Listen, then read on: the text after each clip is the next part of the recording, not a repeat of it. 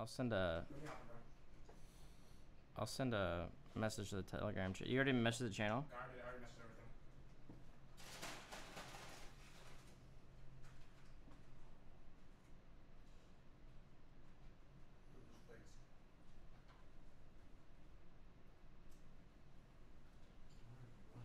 We're live? What's going on, everyone? Welcome, Inner Circle. I'm excited to be here today with my good buddy ODI. I actually just met him today, but now he's a good friend. Josh has been friends with him for a while, though.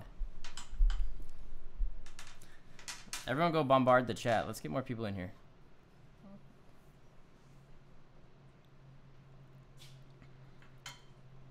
Can you scroll down on the chat, Steven? It's not updated. You're halfway through the... Oh. It's not gonna work. Josh took the thing. Is that dead? Nah.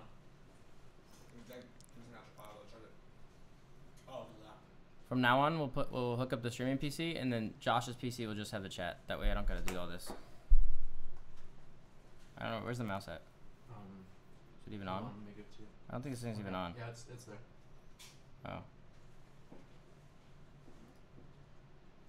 Oh. Yo, what up, JJ? Everyone's saying what's What's up? up, Simon? How you doing?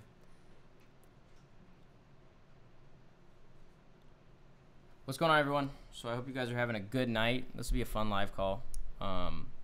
Steven, how's the audio? Sounds good. It's good? Can they hear? Ask if the audio's good. How's everyone's audio for Odie and myself? Testing. I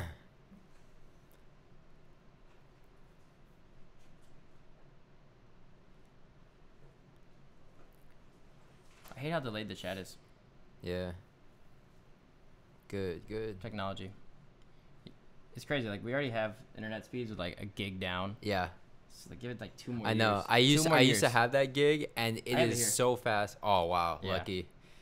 That's why I'm scared to move out of this place, because this is like one of the few buildings in Irvine that have it. Yeah, exactly. Nowhere in Newport has it. Nowhere. So everyone says it's good. It's good. All right. What are you guys working on today? I'd like to know. What are you guys getting done? If you guys worked at your job, whatever you're doing. Who all in here knows who Odie is already, and who doesn't? So just give me, I know him or I don't.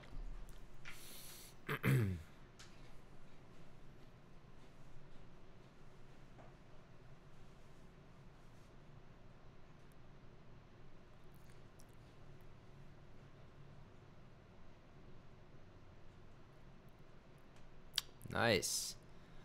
What up, legendary animes? Alexander, Caleb. Jesse says he watches his YouTube videos. That's cool. Oh, nice. Hey, what's up, Jesse? Have you? Oh, I recognize you. Jesse. You It takes your affiliate money. You know Ty or no? Ty Lopez? Yeah. Not personally. This guy says yeah from Ty. I don't know. He says he knows Odie from Ty. Maybe like recommend a video. Yeah, maybe. YouTube videos are fire. Thank you, Caleb. Appreciate that. What's up, Kenny?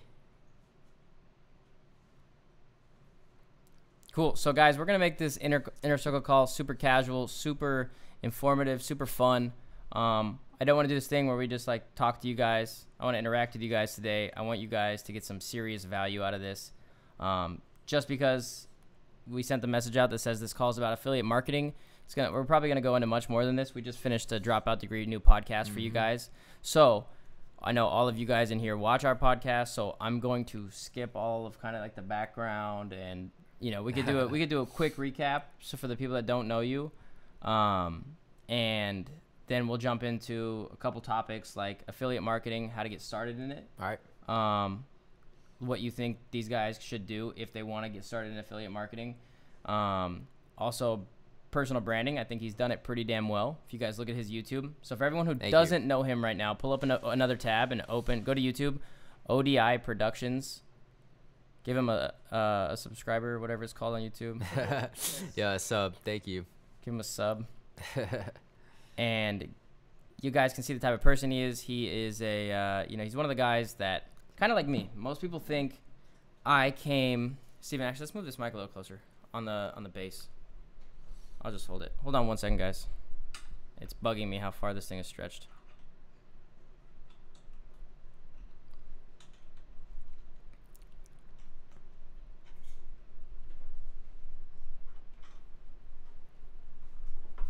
these are all your questions, so my mic gets fixed, bro. Okay, cool. Let's see. What up, Eddie? Appreciate that. Steven Tran. Yes, I believe I know Steven. Just hook it. Don't give a fuck about the table. Why does that sound so familiar? Well, that name sounds familiar to me too. Yeah. I think I do. I'm not sure. But it sounds familiar. Boom. There we go. Let's go a little Actually, lower. I'm not Perfect. sure. I don't know why that Maybe would I'm make thinking of me someone uncomfortable. else. Got 50 plus on Cool. Oh, from UCLA? Steven Tran. Why does that sound so familiar? I don't know. Because you know him. It's the old life. Maybe. It's the old life, bro. I ain't going back to that. Okay, so the deal with today. So you guys, you know, OD has a similar story to me. Now, and what I mean by that is that I didn't get started in affiliate marketing. It's not a similar business, but a similar story in the sense of we really didn't come on social media until we already had results. Yeah. You know, you guys will see a lot of these people online who I hate how we have this chat right here because it hesitates me from looking at Yeah. the camera. That's true. And it's more personal if we look at the camera. Okay. Next time, Steven, we should elevate this a little bit. You know what we need to do? We need to buy a monitor that goes upright that just has the chat. Yeah. Okay. Just add that to the list. So, you know, he comes on YouTube. He shows his face for the first time last year, a year and a half ago, right? Yep. And he already has results. He already has a decent lifestyle. And that's what allowed him to leverage and jump a personal brand. Now, my story is similar, but I started on social media with MLM. I started doing marketing stuff. I realized it's a garbage industry. I didn't want to be a part of it. I didn't want to sell people. I didn't want to sell my soul. And then I went offline from social media for 3 years. I made my businesses. I came back with results. Literally, I didn't post for like 3 years. I think I posted twice in 3 years, or like four times on 3 years. I didn't post at all on Instagram. I grew my Instagram from like 10,000 followers to 40,000 followers. Then I didn't post for 3 years and went right back down, or like a year and a half, and it went down to 10,000 or like 9,000. Wow. So then I rebuilt it from there. But from there, what I did is I remember I went into the dealership to buy my R8, and I bought it and I posted on social media one of the few times I did it, and it got like 300 likes, and I was like, damn, people like this stuff. People like to see real people winning, not selling things. You know what I'm saying? Yeah. And so I think your story is very similar. I came back, you know, I did the whole marketing spiel. I came on and I just felt like I had an obligation to share the business models that changed my life with you guys, and that's what you do now, right? Yeah, 100%. Agreed. I mean, when I came into YouTube about a year ago, August in 2017, I was already doing really well from affiliate marketing for over a year. I was doing it full time. I already had been able to quit my job. So what's the difference? Okay, real quick. Yeah. What's the difference between affiliate marketing and then, you know, selling digital products that you're doing now? Do you feel like they're the same? Because they're different. They're different. It's so different, I don't want them to get. I don't want to get Yeah. confused because sometimes when we talk about affiliate marketing, we say, you know, selling someone else's digital products. Exactly. Yeah. So when he's speaking of affiliate marketing, I'll let you explain it. Yeah, affiliate marketing is just referrals of another company's products or services. So it's not yours. It's not your customers. You're just getting the sales and you're getting commission off all the sales that you get. And you can do that business model without any results, anything. Yeah, exactly. And it's crazy because with affiliate marketing, because the companies that you're promoting are already like successful, you just have to you become that middleman and get in between the customer and introduce them to the company that's already successful, you know? It's just word of mouth. Yeah, exactly. But now the difference is, so word of mouth is probably the most powerful marketing and sales strategy in the entire world. For example, you never sold ungenuinely. You never were like, hey, you guys need this product. He goes, hey guys, this company sent me this product today. I'm going to review it for you guys. And if you want to buy it, here's the info. Exactly. And what that allows you to do is, with the social media, is we leverage the most powerful sales tactic in the world, which is word of mouth, referrals. Because people are always going to want to buy from someone who they've been referred to by someone they trust. Exactly. Right? Yeah. Nobody, when it comes to sales, I can hard sell someone. I could go to a car dealership, I could put on the outfit, and I could go hard sell someone I've never met on a car. But if my buddy says, hey, I just bought my Honda from Jeff over at, you know, Honda, and he took care of me, gave me a stellar deal, and got me financed, you should go over to him. It's a lot of the different process.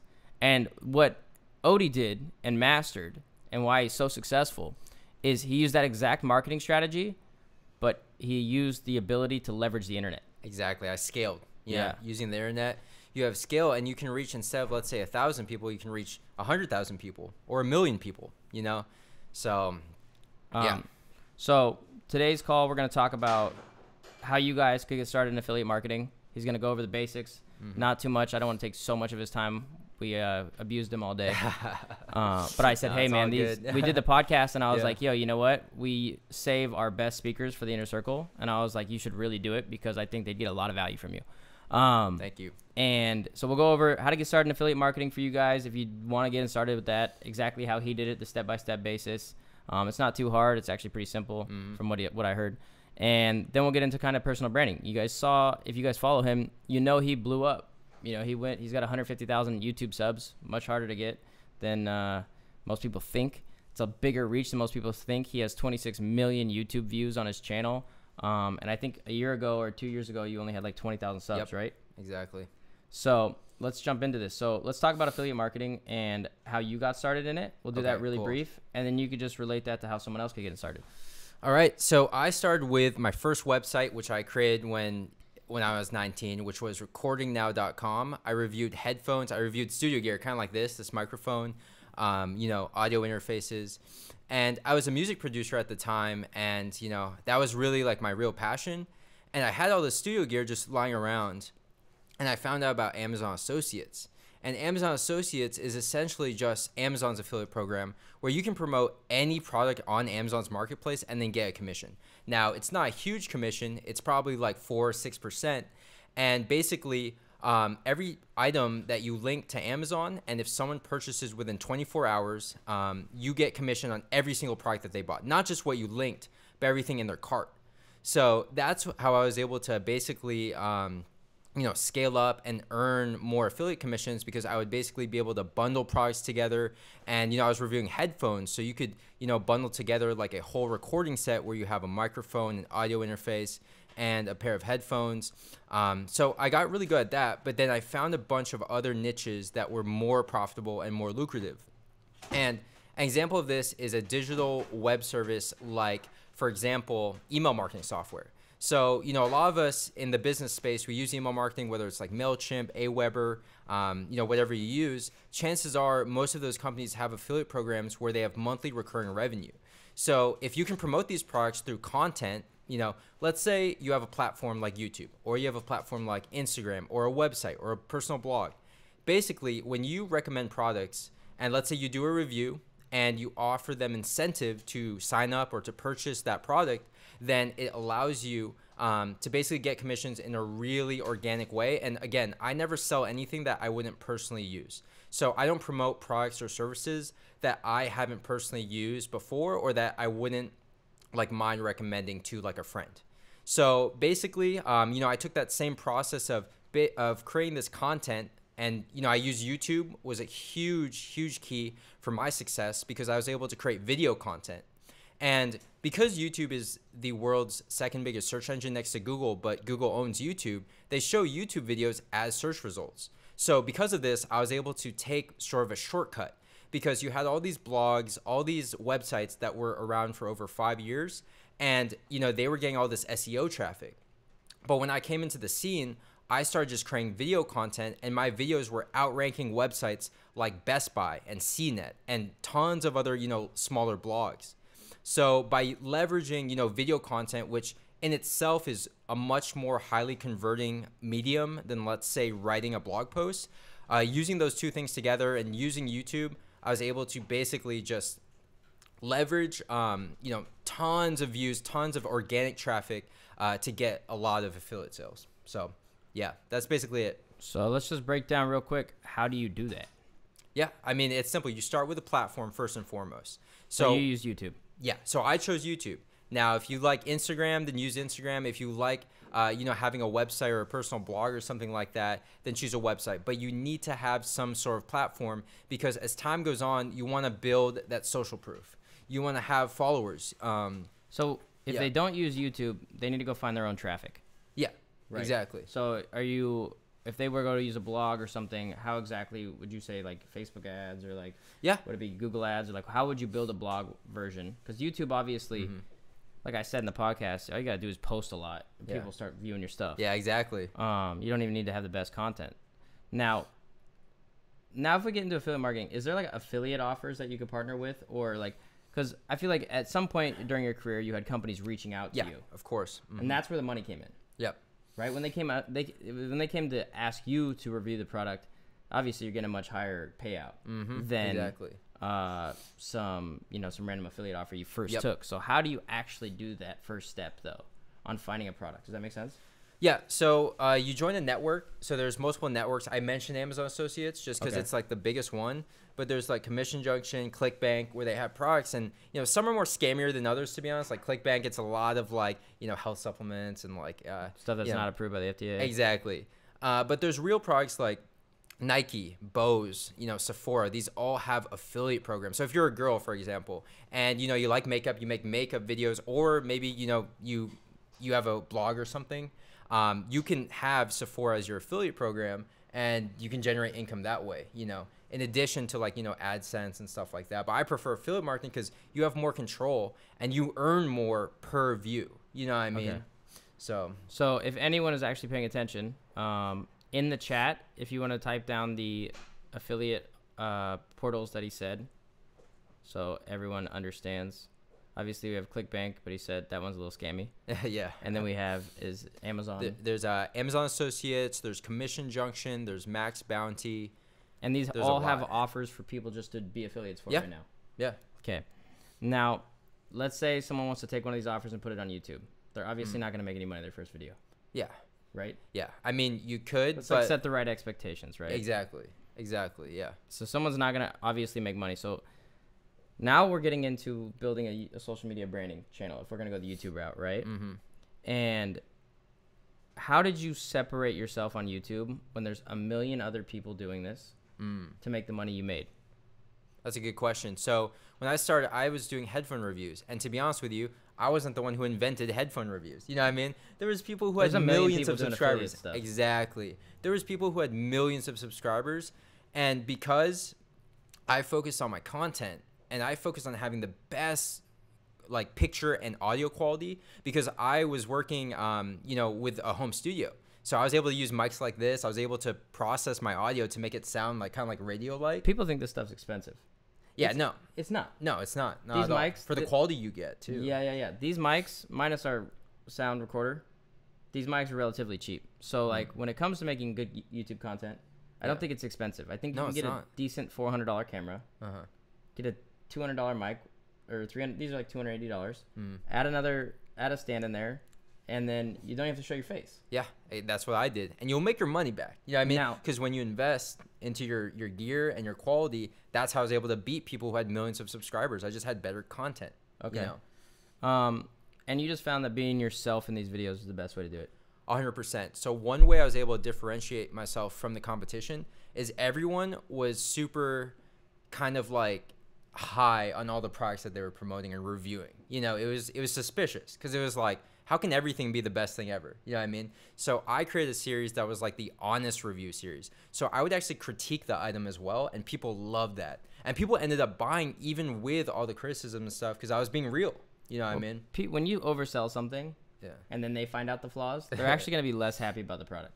Yeah. You know what I'm saying? So if I Yeah. know that this new iPhone has the best camera, but it has the worst battery of all time, I'll say, okay, well, that might be what I want. You know what I'm saying? Yeah. That con might not put me off because of the Exactly. pros.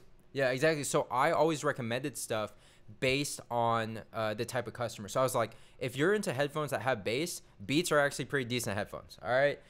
And I'll be like, okay, but if you're into more like acoustics and natural sounding, then you might want to look at Bose. Then they're garbage. You know what I mean? Yeah, exactly. Yeah, for real. And this goes back to the sales training and persuasion call. I don't know how many of you guys have watched that. If you guys have watched Josh and I sales and persuasion call, where we go over just how to actually sell, and we gave some key things that apply to all levels of sales, whether it's word of mouth or anything. We talked about this. I told you guys, I said the number one way to sell is to be real, be yourself. I was like, people eat that up because there's not many people doing it. Yep. Right? We were just having a conversation about how many people on YouTube are just fake. Yeah. When you sure. off camera. Yeah. Right? 100%. Luckily I met you and you're the same person, and that's a Thank rare you. thing. Same with Appreciate like that. Corey Funk, like Josh said. Like I meet him and he wants to jump off buildings and stuff. Like he just jumps off stuff, backflips with scooters. That's who he actually is. And so being real is key. So if this is something you guys want to pursue, doing this, maybe we could do a full call just about this. Like we could do a PowerPoint or something another day. Yeah. We're not ending the call right now, guys, just so you know. But if this is something you guys are interested in and you guys want more specifics in, then we can definitely bring him back on. But now let's talk about branding, because a lot of the people in the inner circle are addicted to hearing about personal branding and how to build a brand. Yeah. And you are a solid person to do that. Thank you. Now, what do you think has been probably the number of top things that have honestly just exploded your brand? Because before you showed your face, you actually had no subs. Yeah, it was, just views. Honestly. Yeah, I had a lot of views, but my sub count was nothing compared to everyone else I was like competing with. Yeah. So then when you started showing your face and actually doing branding and vlogs and those type of things, I actually don't know exactly too much about your channel, but how did you go from 30,000 subs to 150, growing how much a month now? 10,000, 15,000? Yeah, around 10K. Okay. How did you do that? Because these people all want to know, and I feel like so many people, just so many gurus and so many people that build these things, don't even know what they did to get there. Yeah. That it makes it hard for them to retain that information. For example, I know what I did to get to where I'm at, so I can retain the information. But I know YouTubers that have millions of subs that have no idea what they did. Yeah. Blow up. Yeah. Yeah. So obviously that didn't happen to you. It's been you've been on YouTube 8 years. Yep. So what was what do you think was the reason you were able to do that? What did you do that branded you so well? Obviously it was being real. Yeah. But how did you make creative content? And what did you make your content about before you had all the Lambos and everything? Yeah. You know what I'm saying? So what is that thought process? You know what I'm saying? Yeah, 100%. So, for me, I had been on YouTube for so long, and it wasn't I didn't go from 0 to 100,000 subscribers overnight. So I know exactly what took me from the 30K to the 150K. And before I got to where I'm at today, I wasn't sharing myself I shared my first video that shared my face just a year ago, So before that, I wasn't sharing my face. I was scared of the camera. I was camera shy, and I was doing those reviews with my hands and just doing a voiceover. But then when I started sharing, I changed my content too. Oops. I wasn't just doing reviews. I was actually talking about my story as a person. And I think that connected with a lot of people, and it kind of gave a face. Even people who were kind of fans of me from my reviews and stuff like that, and also my music from back then. Once they got to see my face and hear my story, that was my first video. It was telling my story and teaching what affiliate marketing is. That's where I started to see people connect with me as a person. Because before, if it was just my headphone reviews, people weren't judging me; they were judging my content. Right. But then once I started sharing myself, they started judging me for better or for worse. You know what I mean? So I had people who became fans of me, and I had people who, became critics of me after I started sharing myself. So Caleb, you're 100% right. I became a lot more relatable because I just showed people I'm a human being. And at the time, I was already pretty successful with affiliate marketing, so that was kind of an edge I had. Right. But as far as my content is concerned, I literally had this dinky little vlogging camera and just started talking to it. And if I watch those videos now, I probably would cringe because it's just I'm walking around my apartment and I'm just talking to this camera. You just refuse to go to the dark ages of your YouTube. No, I never want to look back at that because my hair was all messed up. I wasn't doing my hair. Because I didn't think anyone was really gonna watch it, to be honest with you. At least not millions of people. So that's why I just busted out the cameras. What, I'm tired of hiding. I want to share myself more and share this story that I have to tell. And then once I started doing that, everything just started going up. And then I created more content, but all of it's just back to sharing. And then the content I was creating was, I'd like to think, was providing a lot of value because I was teaching people affiliate marketing as well. So it was a two-sided thing because it was I was giving people the education, but I was also entertaining, infotainment, because I was sharing my story. And then I was trying to show more lifestyle as well because a lot of people, they just do these on the entrepreneurship niche, they do the whiteboard videos, and I never liked that stuff because it was just so boring, you know what I mean? So I wanted to show people kind of my day in the life and the lifestyle I was already living, but just putting a camera there because I was already living that lifestyle. Right. You know what I mean? I was already successful, but it was just turning the camera on. That was the difference. So so a couple takeaways from that, guys, is number one, if you want to get into branding and building a personal brand, and growing on social media and being someone that's an influencer one day, you need something first. Like, you need something where someone's going to follow you. You just can't be you. Yep. There's people that are themselves, and this million people follow them, like the Kardashians, but that's because they're entertainment. Yeah. Right. Yeah.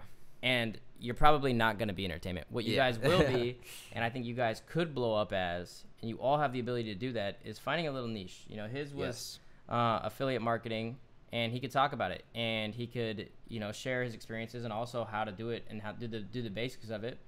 And for me, it was drop shipping for me to start. You know, I found a little niche. I said, I'm going to be a drop shipper. I got really good at it. And then I started building a personal brand. Josh was also an affiliate marketer, but not so much for products, but for like software products and different things like that. So we all kind of found our little niche. And from there, you guys can start building your brand. And then everything else he said applies, where you guys could be relatable, right? You guys need to be real. You need to make creative content. You don't want to be boring. Like, all of those things are good. Now, what about YouTube? Like, how often do you think you need to post to grow? Honestly, consistency is everything with YouTube, because I think that YouTube, in terms of like the algorithm and whatnot, they really push people who upload often.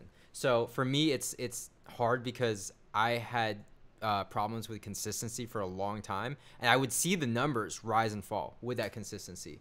So if you can do at least one video a week, then that's like the bare minimum, but I recommend to do 2, if not 3. The people who I've seen really see like explosive growth do like 3 videos a week, if not daily uploads. But that's never gonna happen for me. Yeah, I mean, daily uploads is definitely a lot of work. I've seen some people that I know in this niche who've done it for a year straight, 2 years straight, and they absolutely kill it. But let me ask you, in terms of, because I know you do a bit of paid advertisements to grow and stuff like that. So what's a little bit of the strategies that you use to collect leads for your different products? You know, maybe retarget leads. You know, are you doing emails? You're running ads? Or, you know, what exactly are you doing?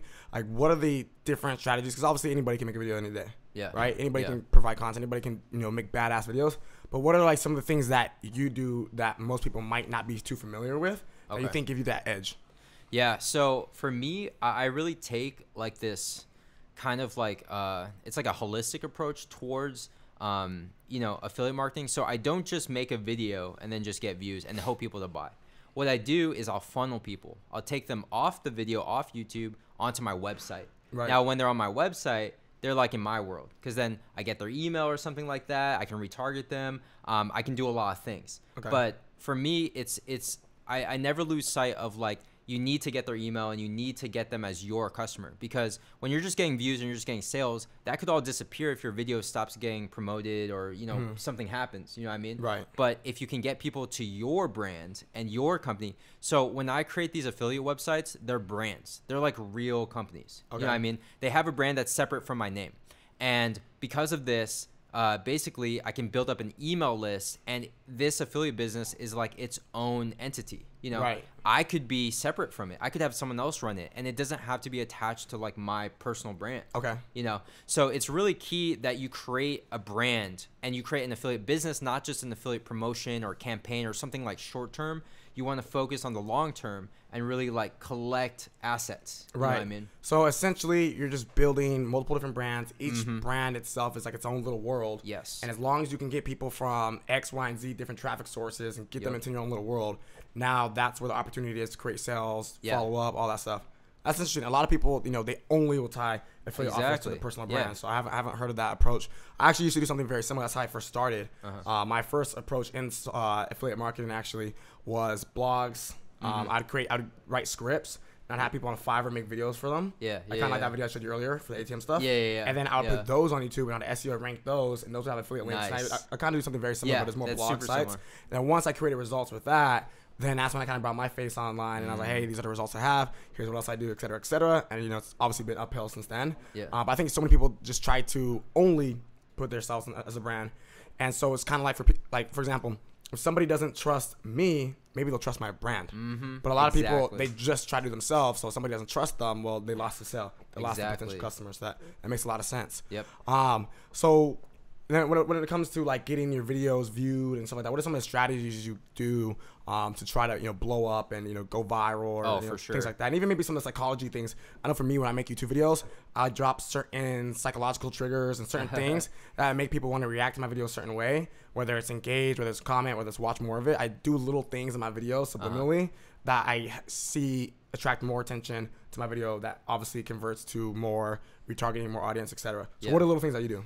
For me, the key is keyword research and trying to rank for SEO, because I always think of YouTube as the second biggest search engine, and if you can rank for certain things After like Google, right? Yeah, after Google, and then Google owns YouTube. Oh, that's right. And for me, every single video is a chance to rank for some keyword, and it has to be something that's profitable. It has to be something that's high volume. Right. So, and if it's not high volume, it has to be something that's super, lucrative. So I would do the keyword research first, and then once I find out what are sort of like the video topics and exact phrasing of the title that gets views, then I go after that really hard, whether it's through my title, description, and just like keyword optimization.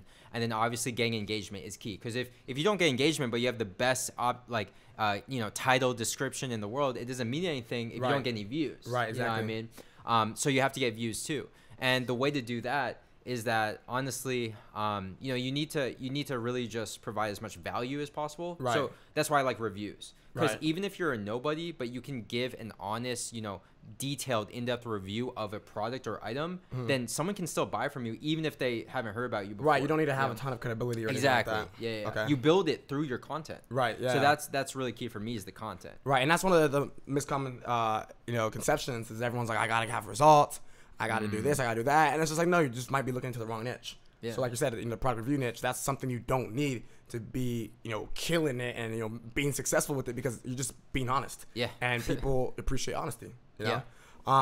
So what do you have anything like inside of your videos, like for example, certain phrases, the way you word things, or you get people to comment and engage, like comment your opinion? Like, what are the little things you do like that to try to boost up your engagement so you too can keep promoting your video? Call to actions are super important. So the amount of likes and dislikes and then comments you get on your video determines, and also like the length, the duration of view length, how much they watch of your video. Right. It determines basically how you rank. So you want to get as much engagement as possible. So if it requires you to, verbally say, hey, like and comment this video, or, do something like a giveaway. A giveaway is a huge incentive for people to comment, because it's Right. like, even if you give away like $100, which, depending who you are, it's a lot of money or not a lot of money. Right. For me, it's not really like a ton of money for the amount of engagement that you could get. Because, you say $100, but then you get like 1,000 comments and 5,000 likes, and like the video like ranks, top 5 for your keyword, then you'll make the $100 back from your affiliate marketing. You know what I mean? Yeah. How have you noticed? I haven't seen all your videos, but I have seen quite a few. How have you noticed though, using, for example, with your personal brand, using like assets as like your cars, your lifestyles? Yeah. What is the difference of using that versus not using it in terms of engagement? And also, what is the negative part of using it that you might not see in other videos without it? Oh, for sure. So I want to say that like when a lot of people are making these videos, they're making these thumbnails, they're making the content, they're focused on all the wrong things, which is like just views.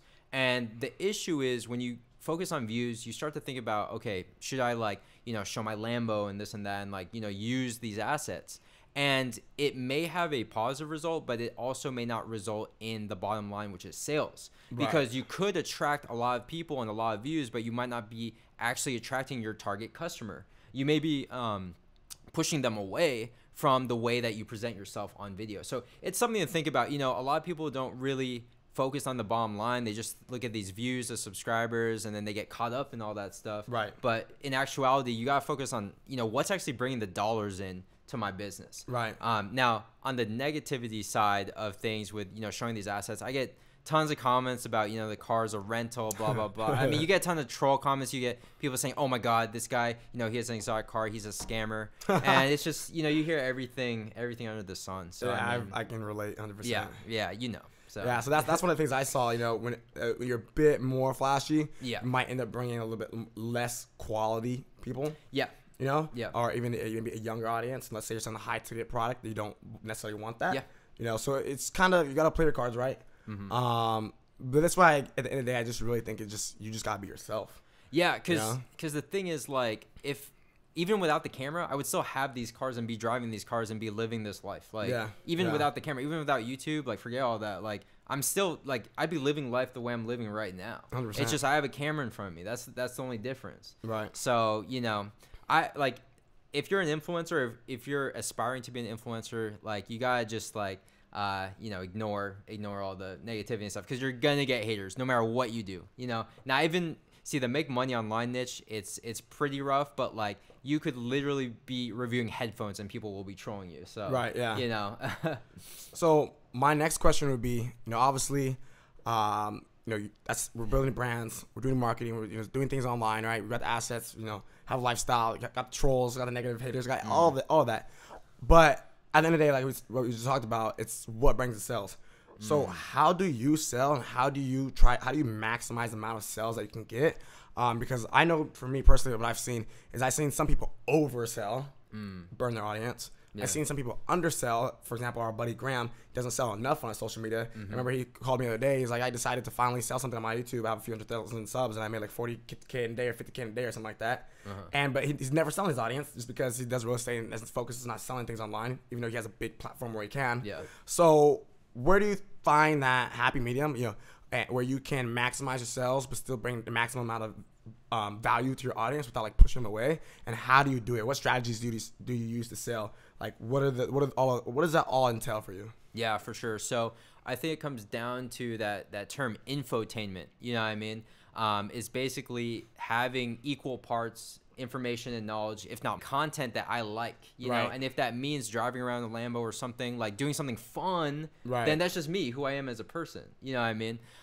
But you have to give value at the end of the day. That's all it comes down to. So whether you do it in a flashy way, whether you do it in a really understated way, if you're giving value to people, you're gonna get value in return. And people, they just lose sight of this, I feel, because like it's easy to get caught up in the lifestyle type stuff, because I've seen it with my own personal brand as well. Like, I'll start forgetting, that the most important thing is sales at the end of the day. And when you're more selfish, that's when you start to like just look at the views, the subscribers. These are just vanity numbers, you know what I mean? Whereas there's people out there who they have much smaller social media, and they're bringing in like 8 figures a year, but maybe you never even heard of them because they just aren't out there like that. But it depends. You know what I mean? It depends on you as an individual, like what you're comfortable doing, what you like to do. What kind of content you like to create. So if you were to go and let's say, I know you mentioned you're gonna recreate, your affiliate marketing training. Yeah. If you're gonna right now, if you already had ready to go affiliate marketing training, ready to sell, how would you sell this? Like, what would be the process? Like, would you make a video? Would it be like a webinar? Would you sell it with the link in the bio? Like, how would you actually sell people? Yeah, I would use both of those things, video and webinar, because I really believe in doubling down on your strengths. So for me, video is a strength, so I'm just gonna use it. You know what I mean? Now the webinar is important because if you guys have read like .com secrets, expert secrets, with Russell Brunson, you would know that that's like the method right now for sales, and it's important to use it. But I would just keep creating content, and then I would people who are interested, because I do have a list and stuff of people who are in my free course, who are in my previous course. Then I would just kind of sell it to them, and I wouldn't really sell. I would just be straight up with them, like, hey guys, this program is basically just it's totally revamping my original program from over a year ago with 1 year's worth of feedback and ideas and thoughts, and refining it, and just like just really creating the best affiliate program that is out there. Like, I'll just be real with it. I'll just be like, dude, I'm investing tens of thousands into the filming, the production alone, and then the info that's going to be in it is going to blow your mind. It's going to be better than anything out there. Right. So me and Jeff, we did a call maybe a few months ago, like a live call for the Inner Circle, and it was based off like 3 different types of like selling. It was there's hard selling, there's soft selling, which is like maybe like more like networking and building like conversations and relationships, and then there's like attraction marketing. You make people want to buy from you because of X, Y, and Z. You're creating results, you're creating dope content, whatever it is, people want to buy from you. what would you say your like strategies for selling? Because me, I'm kind of a mixture of, I would say, attraction marketing and hard selling. The reason I hard sell is because I 100% firmly believe in what I have. And I just think that honestly most people just don't get it. Yeah. So I'm like, look, dude, like if you want to fucking get it, like this is what you need.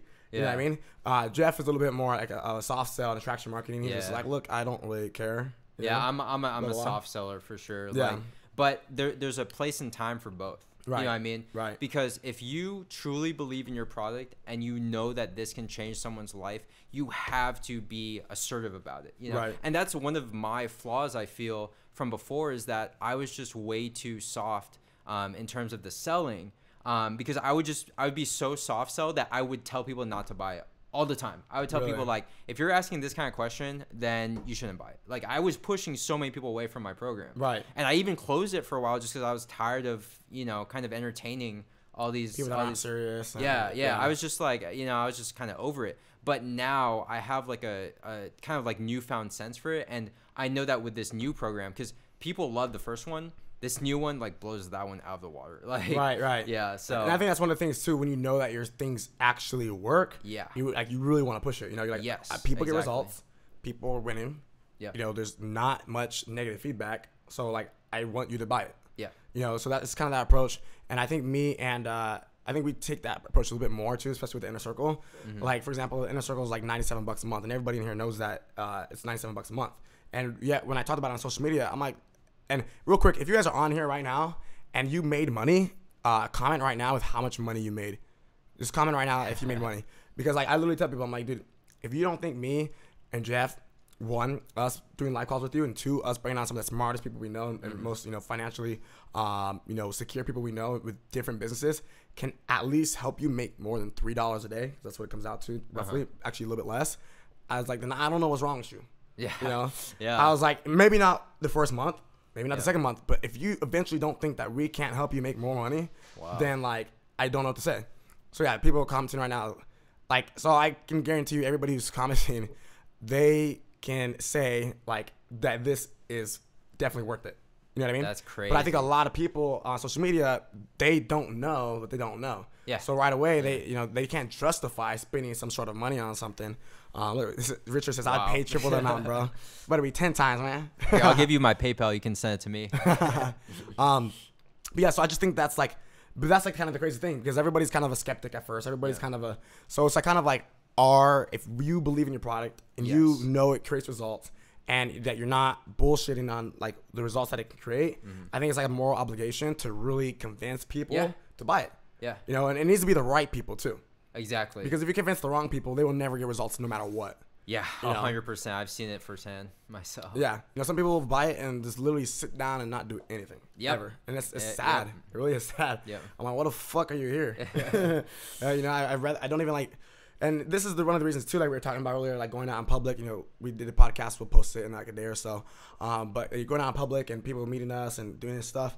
And I just don't know sometimes when it's worth my time having a full-on conversation with somebody, because I'm like, dude, is he gonna run with this? Yeah. Or is he just gonna fucking waste my time, 30 minutes out of my day, because I really want to care and be genuine about helping somebody, and then they're just gonna go and sit around and pick their ass. Yeah. No. So it's really like a pull on me that I just don't know what to do. Wow, that's actually kind of crazy. 13K, 70K, over 2,000, 1,000, 7, 8K, 500, $106, 2,300, $3,000. That's fucking crazy, dude. Hey, real quick, comment on how you made the money, guys. What business model how you made that money in? Comment real quick.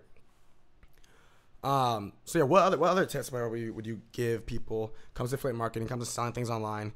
Because obviously, you're fucking killing it. Thank you. And we're collaborating too now. Yeah. I've been wanting to collaborate with this guy for a while. I know there's a lot of things on the that we can make money together with and provide a lot of value with. But what tips would you just give people on here in terms of just overall success? Honestly, again, it comes down to building a brand, and it doesn't have to be a personal brand, because I mentioned creating like those niche authority websites where you create a company that's separate from your personal brand. But if you want to do the personal brand, which I do recommend, because you can build up rapport and trust so much quicker when people can actually see your face, they can hear your voice, and like hear your story. So it comes down to building some sort of personal brand, choosing a platform, whether it's YouTube, whether it's Instagram, whether it's a website, and then building those up. Now, you can use all three. We live in a day and age where, the social media is free to use. You know what I mean? It doesn't cost me anything to post a YouTube video. So if you can, why not just do all three? Do the website, do the YouTube, do the Instagram. But again, double down your strengths. For me, I'm not like really good at Instagram, to be honest with you, because I don't post often. I don't post consistently enough. But on YouTube, I am consistent. I'm a lot better with video. And I'm just a lot more comfortable in that realm. So I would double down on that. But you need to be building some sort of platform. And the key here is building. Like, you're not going to have, 100,000 subscribers overnight. Oh, it might take a year. It might take years. It'll probably take years. You know what I mean? But you need to start today.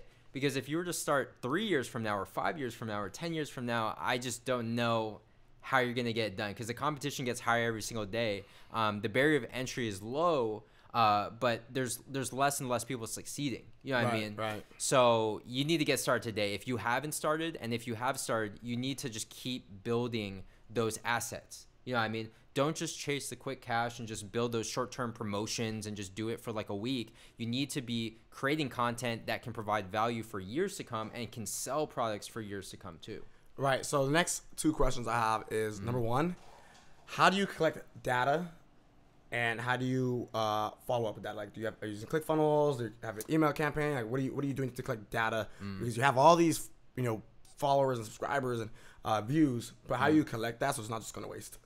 Yeah. So, I mean, the most simplest form is email marketing. So if you have anything, even just MailChimp, which is free to start, you can just start collecting emails on your website. So that's why I like funneling people from the YouTube channel to the website, because they become my customer now. Right. And when they're my customer, they're in my world. I can send them an automated email series, 5 emails in a row. It could be a mini guide. People do the ebooks, the other lead magnets. But basically, when they're in my world, when I have them as, in my email list, then that's when you can push products to them. That's when you know that they're interested in what you have to offer. You know what I mean? So definitely like using something as simple as email marketing on your website. If you just have a pop-up that just collects an email and in exchange it gives them something, whether it's that email series I was talking about or an ebook or something, then you can give them that. Right, giving away something free pretty much in exchange for it. I got it. The next thing I was going to ask you was, so obviously, in this space, there's a ton of people trying to do what we do. Yeah. There's a few people who are actually good at what we do. And there's even less people who are actually legit with what we do. Right? Yeah. And obviously you're one of the legit ones.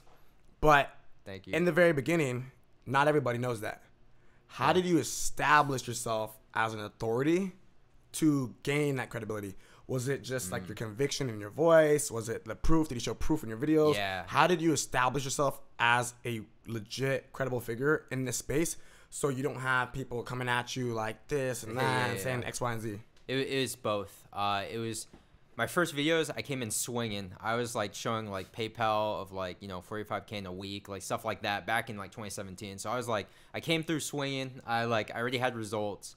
But I mean, even if I didn't have those results to that magnitude, I would still have that conviction in my voice, like you said. Like, I just know this stuff. You know what I mean? Yeah. Like, for me to talk about affiliate marketing it's second nature to me. I could talk all day, and it isn't taxing at all to me because I know this stuff like inside and out. Right, so, you actually learned it. Yeah, exactly. So I mean, anyone can throw anything at me, and I'd be ready for it. Yeah, you can't get stumped. Yeah, it's actually it's funny you say that because that was one of my biggest things. I was like, if I'm ever gonna talk about something, I need to be a fucking expert so I can't get stumped. The second you get stumped is the second you lose credibility. Yeah. So like for example, I see a lot of people pop up making videos, and I can hear the and not even like nervousness. A lot of people are nervous when they first make videos. But I can hear the what's what I want to use, the uncertainty in their voice. Like they don't really know what they're talking about. Like I've seen some people. And I'm not gonna say names, but I see some people, and I know some people who've built massive YouTubes, built massive brands, and now they're actually good at what they talk about. But when they first started, they were just copying other people's fucking content and like, reproducing it. And I was able to tell when I watched the videos, like, nah, that's not it. I knew, I'm like, nah, shut up. But people who are legit, they could tell. But a lot of the new people, like, they can't really see the difference, which is why I feel bad because you have these people and they're like trying to act like they're an expert on something and they're selling this and selling that and doing this and doing that, and it's like, those products, no matter what, I think a lot of people do have products that will give some sort of value, but it might not be the best out there for the best strategies to actually follow that are going to get you the results you need. Some training, some products, some videos, and some tutorials are like dummy proof. They're going to work for anybody that does it because like it's a proven strategy. Some stuff out there is stuff that will work for some people if they make it work because they're mentally developed or they have the right mindset or they have prior experience. So I just want to make sure that when people come on, especially like people we bring on here, we only bring on people that have those proven methods, that have those proven systems, that have that proven track record. But I like that how you said that you have to know your shit. So when you're on here and you're watching this and you're like, how do I get people to trust me? How do I become a credible figure? You just gotta know your shit.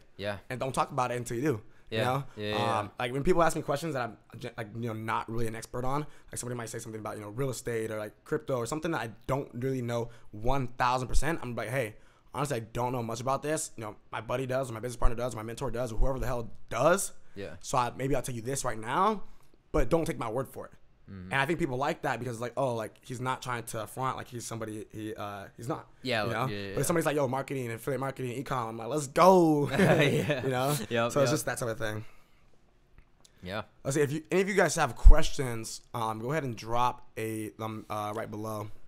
I think someone said, what editing software do you personally use? I use Final Cut Pro. Before that, I used Camtasia, which was like a super simple program. You could record your screen, so you could do a bunch of like screen shares and stuff like that. And that was like really easy to edit. But Final Cut Pro, just for, a more like kind of professional look. Jeff, any other topics you think we could talk about before we go over Q&A? Paid ads for your... Okay. How you structure?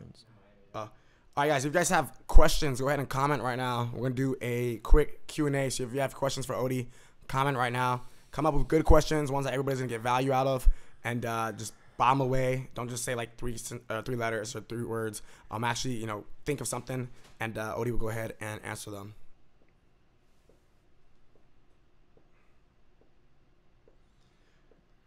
It's gonna take a second. Lag. Okay, this Juan says, I feel like I can't start a personal brand without results.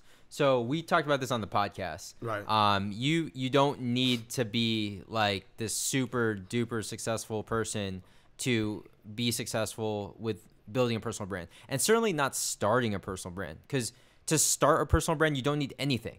To start, and the thing is, I wish that I could go back and start documenting when I wasn't successful. You know what I mean? Because I wish I could go back to that time, but I can't, because I started a year ago, and I was just, to be honest, I was just camera shy. I was scared to share myself, and the only time I was, I felt confident enough was when I was already successful. But it doesn't really help people as much because people didn't really get to see sort of that journey, and they couldn't like follow along. Everything is just kind of like you're jumping into the middle of the story. So I would start documenting. Now if you're starting out, what you could do is you could just try documenting right now. Just start like recording yourself on camera. You don't even have to post it. Just start documenting it. At least you'll have it. You know what I mean? And then you get into the rhythm of like, let's say, creating content and sharing yourself, and you get to build up those skills. Because the first time that I was on camera, I wasn't good at all. I was nervous, and like I would ramble a lot. But now I've gotten a little better, you know what I mean? And you learn these things, but you have to start in order to get better. So, the key is to just get started any way that you can. You don't have to be an expert. You don't have to be the best at what you do. But you have to be trying. You have to be putting in effort. You know what I mean? All right, so let's move on to the next question. What would be the first thing you should do to start a personal brand? Again, you choose a platform. So my favorite one is YouTube, just because video content, it's easier to build rapport. People can see you, and it's longer form content. So you have a longer sort of time in order to, build that relationship and just letting people get to know you. But you can do Instagram. Those are the two that I would bank on these days. I wouldn't say build up a Facebook fan page. I would build a YouTube or Instagram. You know what I mean? It's that simple. Choose one or both. How can we start affiliate marketing right now without using YouTube? Okay, so again, I mentioned that if you want to use another platform like Instagram or a website, On these platforms, you can collect data. You know, you can retarget your followers, or with the website, you can collect the emails, and from the emails, you can sell them. You know, either directly or through retargeting. There's many methods. You don't have to use YouTube, but you do need to have some sort of platform. I would say, real quick, a good probably example you guys can find websites is you could probably go on Google right now and search like best fucking headphones or best computers of 2018. Best, search some sort of best electronic device or some shit, and you'll probably find a website that has reviews on it, and it might be like a total review site. Or something like that. You probably search it right now, and you could get kind of a quick idea, and just sample that, and then but find your own product, obviously your own niche, and then you could create the same sort of content.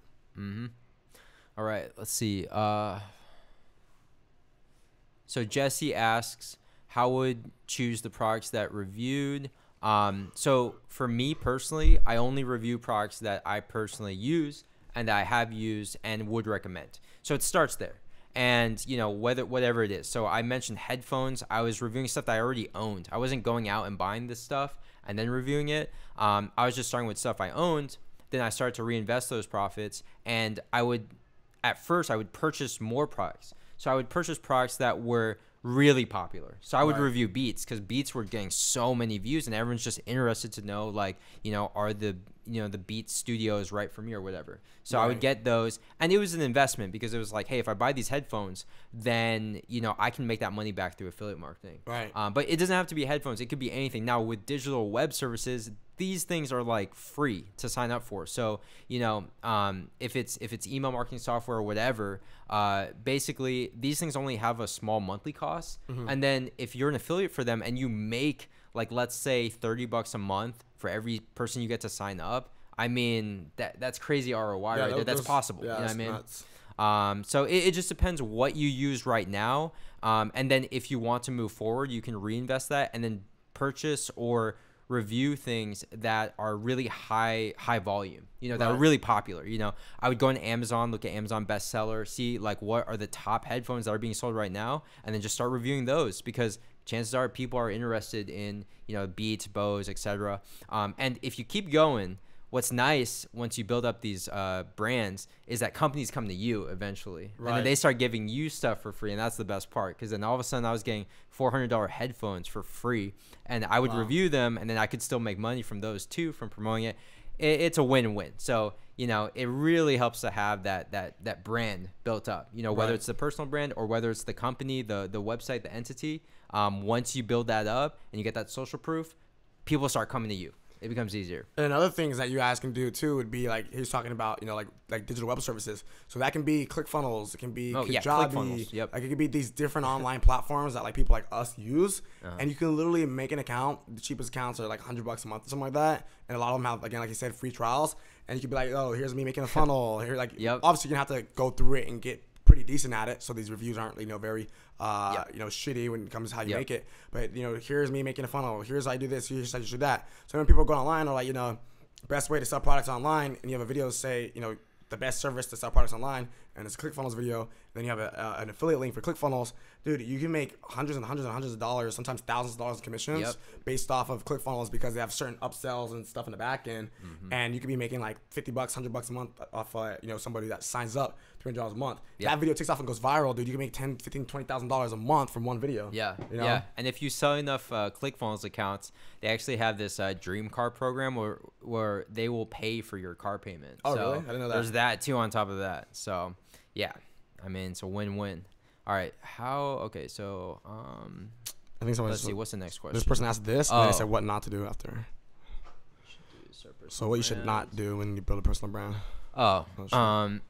So I mean, there's not many downsides, because getting out there is much better than not sharing yourself and being obscure. So starting is the most important thing with building a personal brand. What I wouldn't do is I wouldn't be inauthentic. I wouldn't be anything other than what I am. If I'm not pulling in 100K a month, I'm not going to tell people I'm pulling in 100K a month. Right. Because that's going to catch up to you. And also, like, you're living a lie. You know what I mean? Because, like, you can say whatever you want on camera, but then when you go out and your lifestyle doesn't reflect what you're saying on camera, then it's like, that's a struggle that you have. Yeah, you know what 100%. I mean? So the truth will set you free. You know what I mean? So just stick to that. Stick to being yourself. All right, let's move on to the next question. How do you choose your niche? Okay, cool. So how do you choose your niche? It really just depends. Again, it's a very individual type question.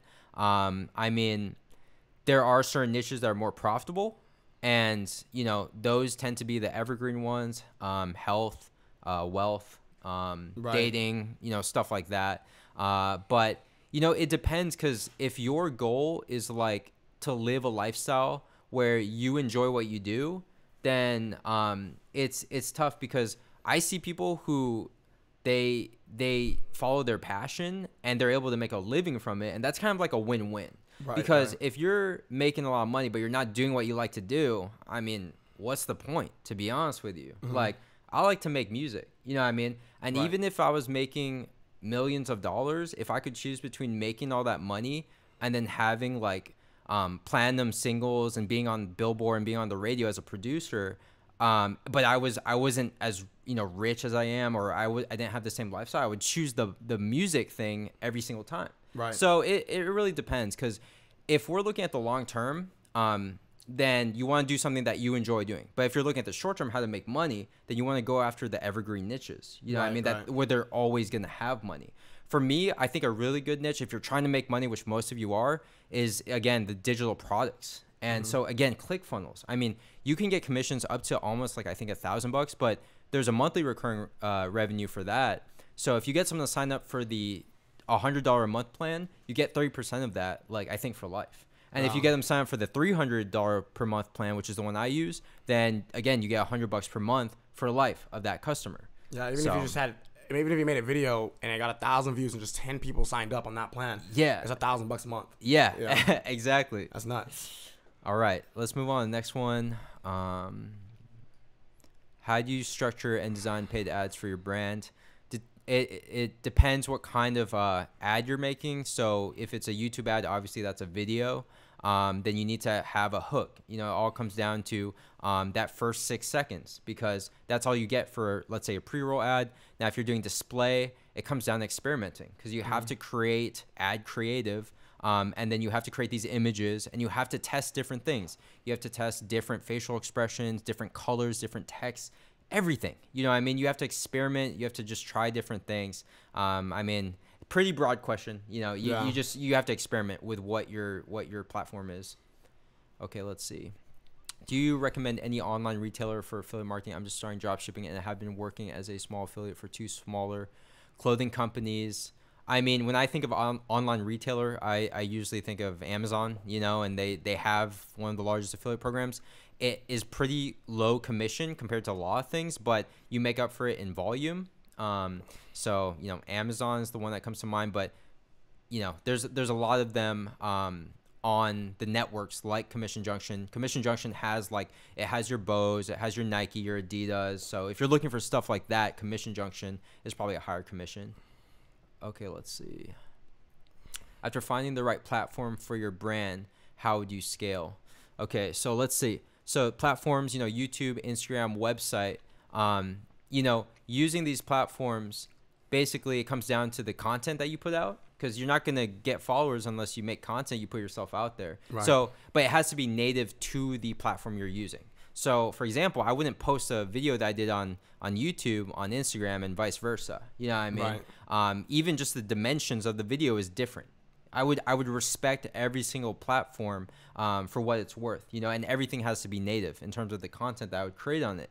So if it's on YouTube, I would model what successful YouTubers are doing and then follow that. Now if it's Instagram, I would look at what successful Instagram people are doing and then kind of model that. Obviously, give your own twist, but it comes down to you don't really have to reinvent the wheel. Okay, just see what works and then try and recreate that with your own twist. What is the best way to handle critics when building your personal brand? That's a good question. I mean, you're gonna get them, no matter what you do. It's crazy. Like, people will honestly nitpick everything you do. There's just people that are mad at life, dude. Yeah, no, high key. I mean, there's just people who the reason why a lot of people come at you with all this negative energy is because their life sucks, to be honest with you. Like, they see you living life. They see you, driving a Lambo or just like enjoying life and hanging out with your friends and like living the good life. They want that. Everyone wants that. You know what I mean? Yeah. There's no person who's like, man, I want to live this miserable life. But, they just can't deal. So they come at you, and it's a reflection of their own sort of insecurity. Right. You know what I mean? So, I mean, it comes down to you have to just be above it, I would not go back and forth with people on YouTube. If I did that, I would have no time in the day because it would be a waste of my time. But my time's worth money, so I would rather go do stuff that is productive for me. Right. So you just have to ignore it. That's right. That's the best way to do it. Yeah. You know So what I mean? for a while, for me, man, because I like to personally, I'm the type of person. I know, like I said, I'm not gonna talk about nothing unless I know I'm right. Yeah. So I used to flame people and light them up, man, in the comments and make them sound stupid. And it's so funny because whenever I do that, like 99% of the time, they actually come forward and like, dude, I'm sorry. Actually, I realize you're right. And For like, real, I make them feel dumb. You're the 1%. The super big egos and hard headed, and they don't. No matter how dumb you make them sound, they still keep saying things that make zero sense to try to act smart, but they're not making any sense. Yeah. But now sometimes I might just flame them with one comment, and then I'll just block them, or I'll just block them. It's just like, just block them. Out of sight, out of mind. Doesn't matter. It's over. And because even if they're like going at, someone says the debater. That's my personality type. I like to debate with people. So personally, like that's why I like to flame them. Should have said masturbator. I'm the master debater for sure. I'm the master of debaters. Anyways, but for me personally, like, now it's just like, it doesn't really affect me. Yeah. And, sometimes people might continue to go at it. And I'm in my mind, I'm like, dude, I just know, like, there's no way this person's going to be focused and worried about me for at least more than 2 weeks of their life. If they have a psychological problem. Yeah. Yeah. But otherwise, if I just block them and forget about it, then we're good to go. You know? So exactly. that's kind of what I do now, is just kind of block them out, and it's just it's like it never happened. Yeah. I have all my Instagram comments, YouTube comments. I have anything negative blocked out. So even if somebody comments something negative, I won't even see it. Yeah. So I don't even think about it. Yeah. I'm not. Why am I focused on people who want to be negative anyways? I want to only interact with people who want positive and growth in their life, and so that's kind of where I'm at. Yep. All right. Let's see. What's the next question? I think this one. Where are people giving reviews at? How do you get that credibility and make people give reviews? I'm kind of confused by the question, but I mean, you would give the reviews on a platform, so it'd be YouTube or a website or something like that.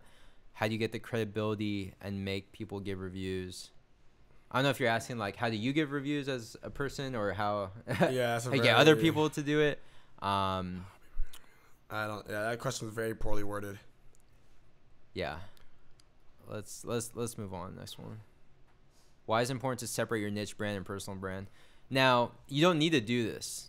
I like to do this because if you can create something that's separate from yourself, then it doesn't rely on you. Because, there's going to be ups and downs, and there could be ups and downs on the flip side of your business or for your personal brand. Who knows? You know what I mean? So you would like these things to be separate because then one asset doesn't rely on the other's success. Right. You know what I mean?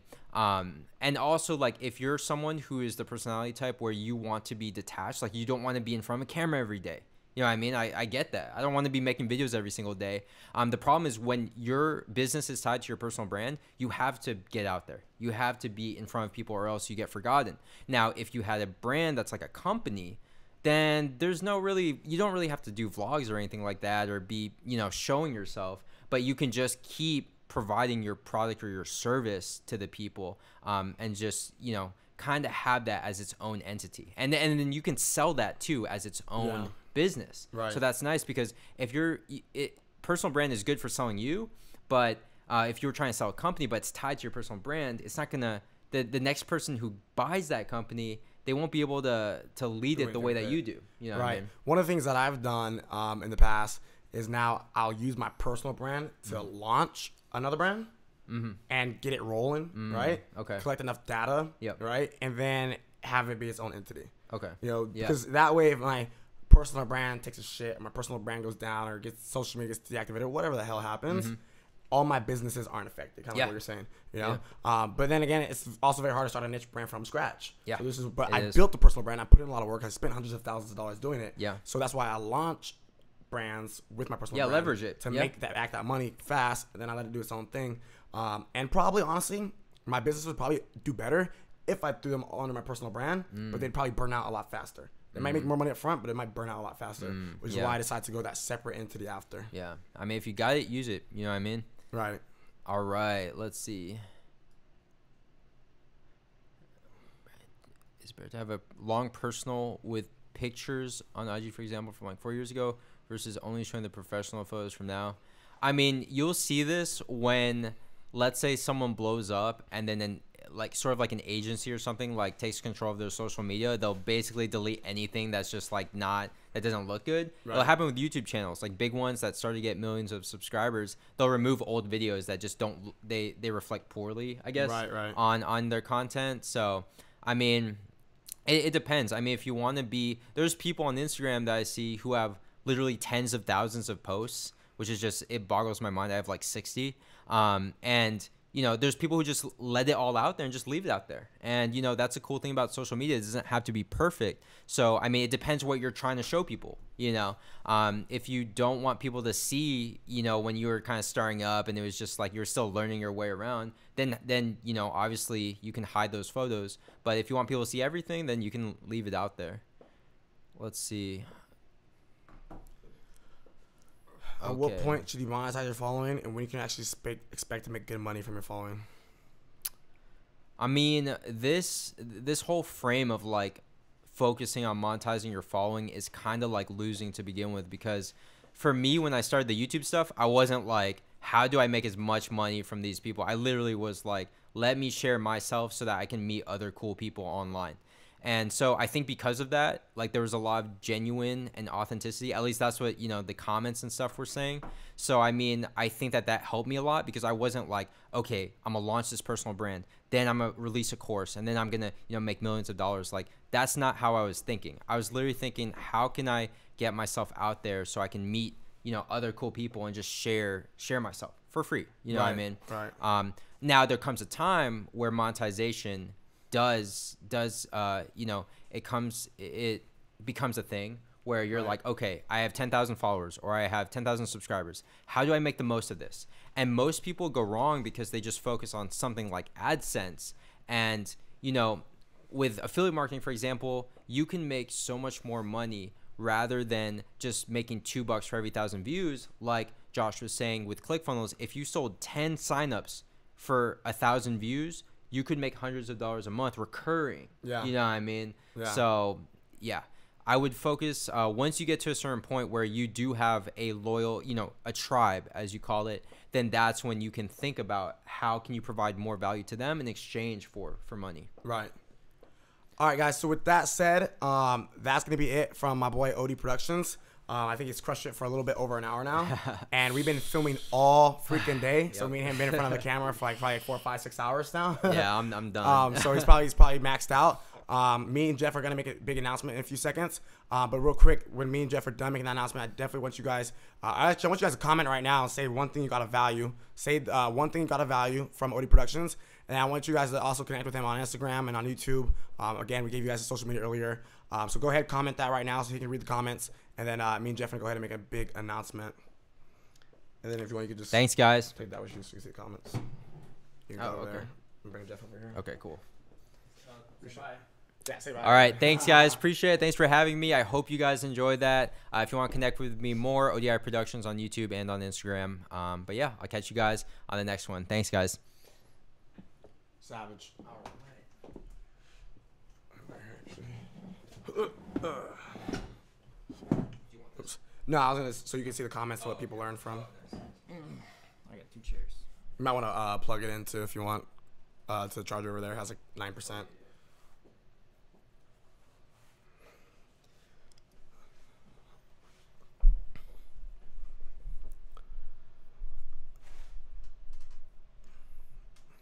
Fixed. Yeah. Cool. This is a little loose. It's kind of weird. Cool, man. So, I hope you guys leave a comment on ODI's Instagram and YouTube and just say the Inner Circle sent you. He's a dope dude. You guys saw it. You guys saw the value he brings. Hopefully, if you guys do want, we could probably schedule something where he could do an actual affiliate marketing presentation, you know, how to get started, a solid presentation with all the resources, the tools, if you guys actually want that. So we're just not adding it. And yeah, that's pretty much it. Oh yeah, so then we wanted to talk about Miami, which is coming up November 10th and 11th. So first things first, if any of you guys have got your Miami ticket, comment right now. And second thing is, if you plan on getting it, comment and say, I plan on getting it. But for today only, it actually ended up being a discount or an accident, which is why it's today only. But the Miami tickets are only $100 for today, only because we forgot to fix the link. And I didn't know this. Yeah, so we forgot to fix the link and didn't have enough time to change it before the live call.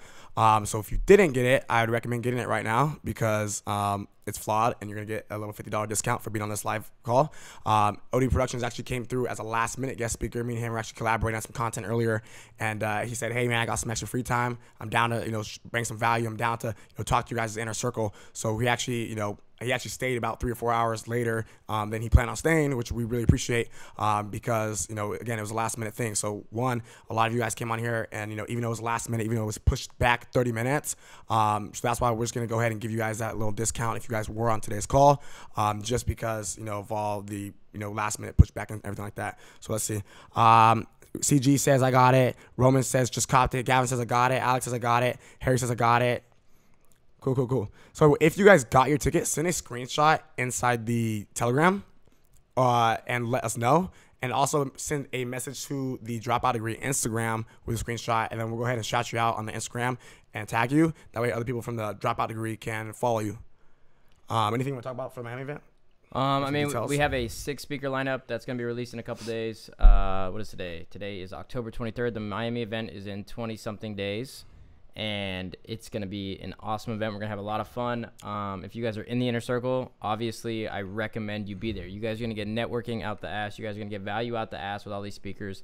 And you're just going to level up. Like, it's that simple. I don't need to sell you guys on this event. You guys saw what the students said about the first event, and that was just that was our stretches. Like a beta trial. And now we're getting ready to start the marathon, and then the third event's going to be a big bang. So, I'm telling you right now, the second event in Miami is going to shit on the California event. Oh, yeah. California. Plus, Miami's just a nice area. Yeah, we'll do something fun out there. I'm actually, for those who don't know, you probably will see a little bit less of me on the inner circle starting, the second. Josh is going to be home a little bit more than me, but until like December 20th, I'm out of town, which is crazy. And one of those stops is Miami. And so I would really like to see you guys all at this event because, I just want to drop some serious value. I want to meet you guys. I want to help you guys fix what's holding you back. I want to get you guys to that next level. And there's no way for me to do that besides these calls and seeing you in person. When you meet someone in person, like these events, it levels you up. Is anyone here on this call right now was at the LA event at that extra like parking lot little throwdown I did after the event?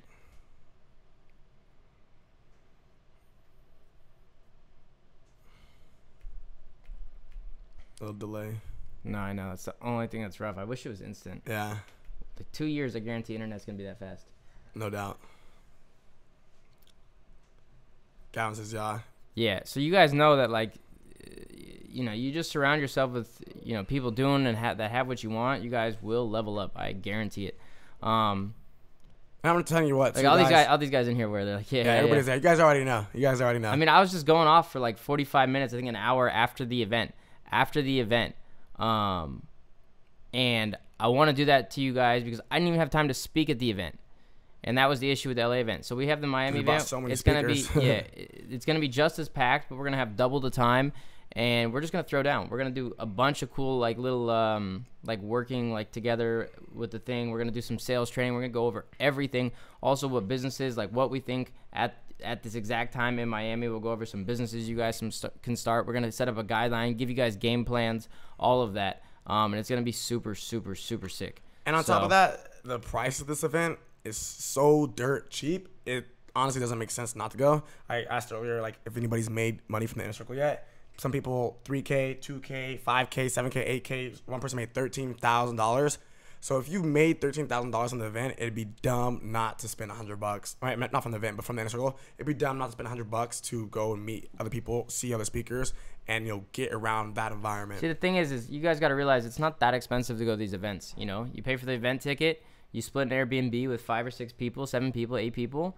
It's $100 for the entire weekend, and then you pay for your flights. And if you look hard enough, you're gonna find cheap flights. Right. Cheap flights. So for you guys that are all be under $300, $400, $500. The whole trip could be under $500, and that's the cost of like an Xbox or something.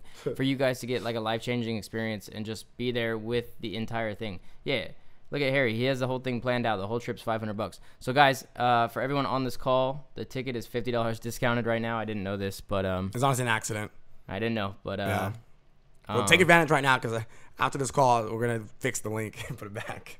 Because how did you even notice? We're gonna hear about it from Nick. Yeah, Nick's gonna be pissed. Yeah. Father Ecom. But yeah, so if anybody's getting their ticket right now, let me know in the chat.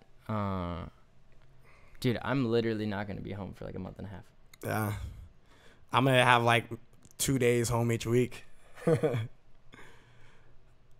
Jeez, bro. With that said, guys, I think that's pretty much it. I hope you guys get your ticket within the next 30 minutes. I'll leave that link up there for like 30 minutes. It's in the YouTube description. It's on the webinar room description on the dropoutdegree.com/p/ it's still the old link, Melissa, by the way. And yeah, go leave a comment on OD Productions Instagram. Say you're coming from the inner circle. No, wait, it's not the /p. No. I'm saying for the actual live call link. Oh, yeah. Live call link. The link for the actual event is in the description. So yeah, so do that. Don't I waste just got your a time. message 2 tickets were bought, so cool. Yeah. Send a screenshot of your confirmation of you buying a ticket. If you guys already paid $150, I'm sorry, I'm not gonna give you your $50 back. That's not how it works. This is like a mistake. I don't know why it's happening, it's an accident. but I can't fix it while I'm on the call. And I said I would bring up the Miami event on the call. So Yeah. you bought it at $150. You bought it at the normal price that everyone else is gonna buy it at. Besides, after the next 20 minutes, so it's not gonna happen. Yeah. So with that said, leave a comment on OD Productions. Say you came from the inner circle. I hope you guys got a lot of value today. I've been in front of a camera since mid-afternoon. Yeah, but you also slept 15 hours. For the first time in weeks. So I caught up on the last 2 weeks of sleep. But with that said, hey, Steven, someone wants to know where the LA pictures are at from the event. Did we take photos? The ones in front of the backdrop. Only backdrop photos. Did you upload them? Yeah, Where are they at? they're in the Dropbox. Okay. So let's upload them on my Facebook page. No. Just send the Dropbox link that anybody okay. can access it, and then text it to one of us, and we'll put it up there. Got it. So you guys will have the LA pictures within the next 24 hours. I think they were already uploaded 2 days after the event. I just don't know if anyone sent it out. Yeah. With that said, though, guys, hope you guys got a lot of value. We're going to head out. Send a screenshot of your confirmation of your ticket to the Telegram group chat. If you already got it a week ago and you still send your confirmation, send an email, send something. We want to see inside the chat who's actually going. So just do that right now, and we'll talk to you guys soon. Peace out.